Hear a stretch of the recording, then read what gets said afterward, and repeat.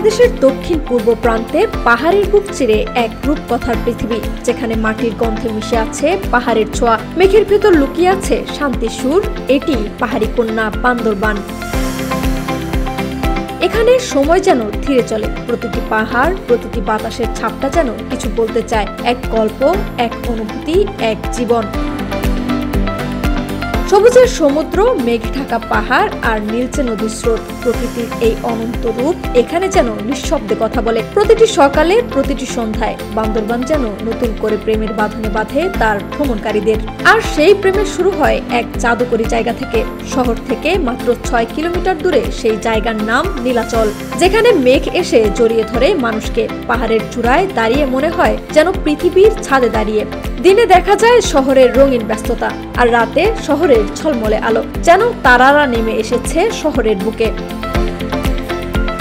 আর আছে মেঘলা পর্যটন কেন্দ্র, যেখানে পাহাড়, লেক আর সবুজের মিলন মেলা ঘটে এক নিখুঁত ছন্দে। ঝুলন্ত সেতু, কেবল কারের ভ্রমণ আর স্বচ্ছ লেকের জলে প্রতিফলিত আকাশের নীল, যেন প্রকৃতি নিজের হাতে এঁকেছে সবচেয়ে সুন্দর ছবি।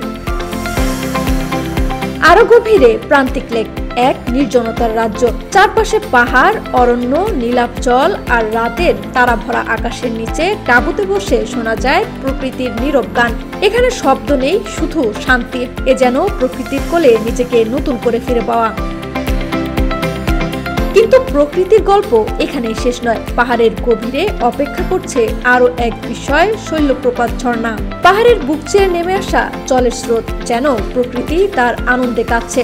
বর্ষার দিনে ঝর্ণার গর্জন শুনলেই বোঝা যায় প্রকৃতির সৌন্দর্য কতটা জীবন্ত হতে পারে।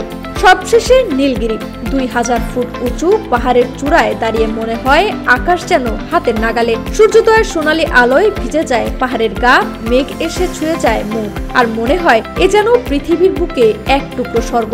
বান্দরবন কেবল একটি জায়গা নয়, এ এক অনুভূতি। এখানে পাহাড়ের প্রতিটি বাঁক, মেঘের প্রতিটি ছোঁয়া আর মানুষের প্রতিটি হাসি বলে দেয় বাংলাদেশ এখনো সুন্দর, প্রকৃতি এখনো জেগে আছে। বান্দরবান, যেখানে হৃদয় ছুঁয়ে যায় পাহাড়ের নীরবতা।